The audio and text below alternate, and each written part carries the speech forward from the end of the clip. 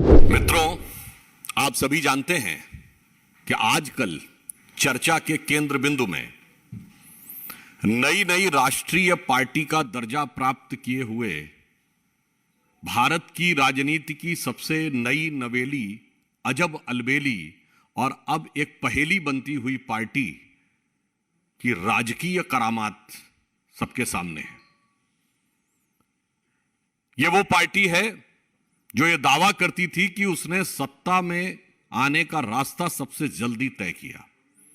अपनी स्थापना के चंद महीनों में या चंद हफ्तों में ही उन्हें राज करने का मौका मिल गया। परंतु एक कहावत होती है कि राजयोग जब आता है तो अक्सर उसके साथ राज रोग आता है। परंतु आम आदमी पार्टी के संदर्भ में यह राजरोग कितनी जल्दी, कितना संक्रामक हो जाएगा, यह शायद दिल्ली और देश की जनता की समझ से बाहर था। आज वह राजरोग उनकी सरकार, सरकारों के विभाग, पार्टी, संगठन से होता हुआ घर के अंदर तक पहुंच गया। मैं मानता हूं कि नई राजनीति के स्वघोषित अग्रदूत केजरीवाल जी, जो आज भारत की राजनीति के सबसे बड़े सवाल हैं, वो एक मामले में बधाई के पात्र हैं कि इतने कम कालखंड में उन्होंने वो स्तर प्राप्त कर लिया कि कभी हम लोग भिन्न भिन्न भ्रष्टाचार के आरोप की पार्टियों के नेताओं के बड़े बड़े घरों के बारे में सुनते थे, उत्तर से लेकर दक्षिण तक, और जिन नेताओं के बारे में वो कस्में खाते थे राजनीति में आने से पहले, आज ऐसा लगता है कि अब वो रफ्ता रफ्ता वो मेरी हस्ती का साया हो गए। वो राजनीतिक दल के नेता कहते होंगे कि हां भाई, अब आप हमारी लीग में शामिल हो गए। आज दिल्ली स्तब्ध है। मैं सिर्फ 2-3 तकनीकी बिंदुओं की तरफ भी आपका ध्यान आकृष्ट करना चाहूंगा। यह वही पार्टी है जिसने कॉमनवेल्थ घोटाले के समय कहा था कि 200 रुपए की चेयर मिलती थी और 8,000 रुपए में खरीदी गई थी, यानी 40 गुना। और वह आज 2,000 रुपए में मिलने वाली कालीन 20 लाख रुपए में खरीद रहे हैं, यानी 1,000 गुना। दूसरा एक टेक्निकल पॉइंट यह है कि दिल्ली सरकार का एक जनरल फाइनेंशियल रूल 2019 है, जो ये सीमा निर्धारित करता है कि 10 करोड़ रुपए से अथवा 10 करोड़ या इससे ऊपर का कोई भी एक्सपेंडिचर होगा तो वो एलजी के पास जाएगा। 10 करोड़ तक के एक्सपेंडिचर है, 10 करोड़ से नीचे तक के एक्सपेंडिचर की व्यय करने की जो शक्ति है वो विभागाध्यक्ष यानी हेड ऑफ द डिपार्टमेंट के पास रहेगी, यानी डिपार्टमेंटल मिनिस्टर के पास रहेगी। अब आप देखिए, इस बंगला बने न्यारा के भिन्न भिन्न चरणों में 9-9 करोड़ से ऊपर के कई एक्सपेंडिचर्स हुए हैं जो अलग अलग हेड में किए गए हैं। मतलब 1 सितंबर सन 2020 को 8 करोड़ रुपए का, 22 जनवरी 2021 को 9.09 करोड़ रुपए का, 29 जून 2022 को 9.34 करोड़ रुपए का। यहां तक तो फिर भी कारीगरी समझ में आती है, मगर साहब इसमें एक एक्सपेंडिचर है for chief ministers camp office as residence. वो जानते हैं कितने का है? 9 करोड़ 99 लाख रुपए का। अब हम ये सवाल पूछना चाहते हैं कि 9 करोड़ 99 लाख रुपए के इतने सटीक कैलकुलेशन की क्षमता आपको कहां से हासिल हुई कि सीधे बिल्कुल उसी बॉर्डर लाइन पर रहे जहां आपको शायद टेंडर की भी जरूरत ना पड़े और अपने मन मुताबिक कर सके। और मजे की बात है, इसके लिए कंसल्टेंट भी अपॉइंट किया गया है। मतलब आपने कभी सोचा कि घर की साज सज्जा के लिए कंसल्टेंट अपॉइंट किया गया है जिसको 1 करोड़ रुपए दिए गए। अब वैसे कंसल्टेंट कौन है यह भी उनको खुलासा करना चाहिए कि आम आदमियों के बीच में कोई अपना आदमी तो नहीं है उस कंसल्टेंसी में। मगर आप सोचिए, मुझे लगता है उस कंसल्टेंट ने भी बड़ी मतलब दक्षता का परिचय दिया है कि 9 करोड़ 99 लाख रुपए का उसने कैलकुलेशन करके बता दिया कि यह किया जा सकता है। यह साफ साफ आम आदमी पार्टी के भ्रष्टाचार के मुखौटे को बेनकाब करता। और मैं याद दिलाना चाहता हूं ये वही पार्टी ने जो 20,000 रुपए की चाय पिलवाया करती थी। वो जानते हैं वो भी 20,000 रुपए क्यों था?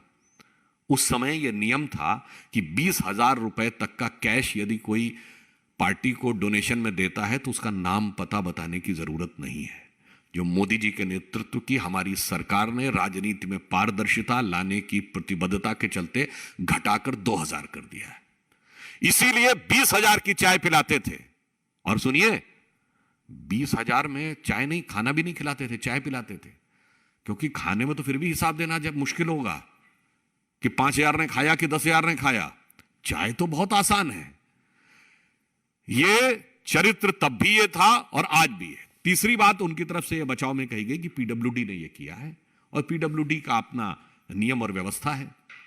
तो हम सिर्फ यह पूछना चाहते हैं कि पीडब्ल्यूडी की, जहां तक हम लोगों की जानकारी है, एस्टैब्लिश गाइडलाइंस के अनुसार जो फ्लोरिंग होती है या तो वुडन फ्लोरिंग होती है या जो एक नॉर्मल इंडियन मार्बल अवेलेबल होता है वो होती है। अब वो दिल्ली सरकार का वह रूल या क्लॉज कोट करके बताएं जिसमें पीडब्ल्यूडी को इंपोर्टेड सुपर एक्सक्लूसिव मार्बल लगाने का अधिकार था और बगैर इनकी अनुमति के किया गया था। यानी हम यह कह सकते हैं कि यह 3 बिंदु, फाइनेंशियल रूल का पालन नहीं करना, 1,000 गुना कीमत की कालीन लेना, 1 करोड़ रुपए का कंसल्टेंट और 9 करोड़ 99 लाख रुपए की कैलकुलेशन, इसका उन्हें जवाब देना चाहिए।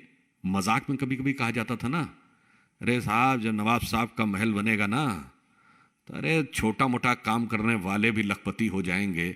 आज तो लगता है कि अगर 1 करोड़ का पर्दा है, करोड़ों की टाइल्स है, तो टाइल्स लगाने वाले भी करोड़पति हो गए, पर्दे वाले भी करोड़पति हो गए, पंखे भी लाखों के लग गए।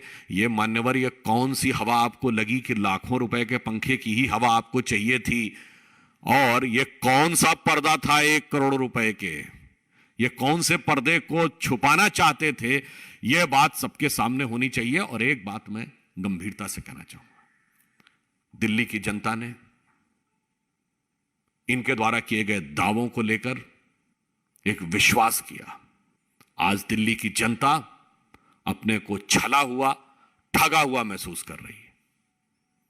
मुझे लगता है कि इतने कम कालखंड में किसी पार्टी ने जिस प्रदेश से चुन के आए हो उसकी जनता के विश्वास पर इतना बड़ा आघात कभी नहीं किया होगा जो आम आदमी पार्टी और उनके नेता केजरीवाल जी के आवास को लेकर हुआ है। अब वो बातें आप सब जानते हैं कि जो इनका कमिटमेंट होता था अब सब चला गया है। अब टोपी भी गई है, मफलर भी गया है, पर उसके साथ साथ मुख का मुखौटा भी उतर गया है। तो मैं सिर्फ ये कहना चाहूंगा कि अब जिस तरीके से वो उनकी हकीकत जाहिर हो गई है इस मकान को लेकर, तो मुझे उसके ऊपर एक ही पंक्ति ध्यान आती है कि अब जो चेहरे से जाहिर है छुपाएं कैसे। अब जो चेहरे से जाहिर है छुपाएं कैसे। आपकी मर्जी के मुताबिक नजर आए कैसे। घर सजाने का तसव्वुर हुआ अब बात की बात, अब तो मुश्किल है कि घर की हकीकत को छुपाएं कैसे। धन्यवाद। जी, टाइम्स और भारत की टीम लगातार दीवार के घर के बाहर है। हम कह रहे हैं कि अगर आपको कुछ छुपाना नहीं है तो अपने घर के अंदर दिखाइए हमें कि क्या है। लेकिन सवाल इम्पोर्टेंट ये है कि क्या आपको लगता है कि पहले ये नैतिकता का मामला था, अब इसमें भ्रष्टाचार का मामला भी है, क्योंकि जो टेंडर किए गए वो जानबूझकर 10 करोड़ के नीचे। देखिए, ये बिल्कुल स्पष्ट रूप से ब्लेटेंट करप्शन का मामला है। चूंकि पहली बात तो आप देखिए, अगर कोई भी घर आप बनाते हैं या रिनोवेशन भी करते हैं, सामान्यतः उसका जो आप अपने घर का भी करते हैं तो एक ही बार में आप उसका बजट अलॉटमेंट करते हैं। ये टुकड़ों टुकड़ों में होना, हमेशा अलग अलग हेड्स में करना ताकि वो 10 करोड़ के नीचे रहे, ये अपने आप में भ्रष्टाचार को लेकर गहरा संदेह व्यक्त करता है। ऐसा कैसे हो सकता है कि साहब बाथरूम की फिटिंग्स के लिए अलग रहेगा, फिर जो कालीन के लिए अलग रहेगा और पर्दे के लिए अलग रहेगा। तो मुझे लगता है, और फिर जो एक उदाहरण बताया कि 9,99,00,000 रुपए, अब मुझे लगता है इसमें 0.01% की जो बचत की गई है ना, उससे साफ हो गया है कि कट्टर ईमानदार का असली किरदार में अब 0.01% की भी ईमानदारी की संभावना नहीं बची। Subhanshu, we know for a fact that now after the investigation by the Times Network, we have seen that our Aam Aadmi Party is not speaking on this particular issue. The only difference that has come up is that they said that the pools were, the roof was falling off, and that is why they had to reconstruct it, they had to do the renovation. But we had what with the Delhi Urban Arts Commission. They basically stated when the first proposal came to us in 2020, it was clear case of reconstruction. It was not a clear case of renovation. So they basically said it was reconstruction, and they raised objections on it. And we also know that how other houses in that vicinity were also included in construction of this particular house. Actually, there are two things. The so-called renovation, when the roof was falling, first, we would like to ask that either they were naive enough that they were not knowing what the reality is, or they are cunning enough that they are trying to have a fig leaf cover on this. जब शीला जी पे आरोप लगाते थे तो बचकाना था या शातिराना था? दूसरी बात, second thing, if you are saying that the roof was not working, तो by which logic imported Vietnamese tiles can support the strength of roof? And such a costly curtains can support the strength of roof? हकीकत यह है कि आपके ऊपर की छत हट गई है। Since you are calling it a blatant corruption, what sort of pro-BJP would want to have in this and by whom? Actually, first of all, it is a matter related to state government. Now, it is incumbent on the part of the self-proclaimed, self-styled champions of the chastity and probity in politics. What is their reaction? It is having three dimensions. Number one, it is a legal and technical aspect. Number two, it is political aspect. And third is a moral aspect. So we want and we will look carefully and vigilantly the reactions, what they take, and then accordingly and appropriately, the government and its agencies, whatever is fit, they will take an appropriate action. Would you want ACB, the Delhi government's ACB, to probe this matter?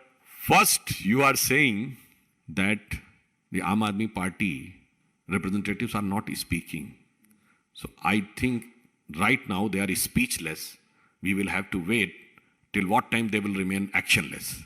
Sudhanshu जी, एक और सवाल दिल्ली सरकार से ही जुड़ा हुआ है कि दिल्ली सरकार के अंतर्गत जल बोर्ड आता है और एक ऐतिहासिक मॉन्यूमेंट था जिसको तोड़कर दिल्ली जल बोर्ड के सीईओ ने अपना जो है वहां पर अपने रहने के लिए आवास बना लिया, जबकि आर्कियोलॉजिकल सर्वे ऑफ इंडिया ने इसको नोटिस दे रखा था प्रोटेक्ट करने का।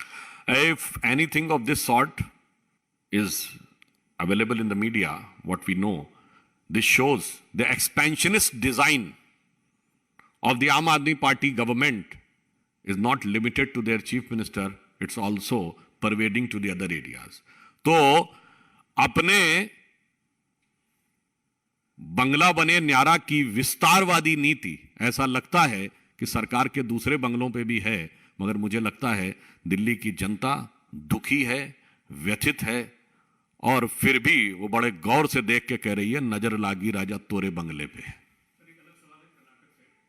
कांग्रेस पार्टी ने भी शिकायत दर्ज कराई है कि बीजेपी के तमाम नेता वहां भड़काऊ भाषण दे रहे हैं, धार्मिक प्रवचन दे रहे हैं, उनके खिलाफ बेंगलुरु के थाने में शिकायत दर्ज कराई है। एचएम के खिलाफ मजे की बात यह है कि वो ऐसे व्यक्ति को स्टार कैंपेनर बना के भेजते हैं और अपने माइनॉरिटी सेल का भी प्रमुख उसी को बनाते हैं, जिसने एक से एक बड़े बाहुबलियों, ये इमरान प्रतापगढ़ी जी की बात कर रहा हूं, जिन्होंने अतीक अहमद के शान में शेर पढ़ा, मुख्तार अंसारी के शान में शेर पढ़ा, शहाबुद्दीन के शान में शेर पढ़ा, औरंगजेब की कब्र पे जाकर फातिया पढ़ा और उसे रहमतुल्लाह अल सलेह कहा।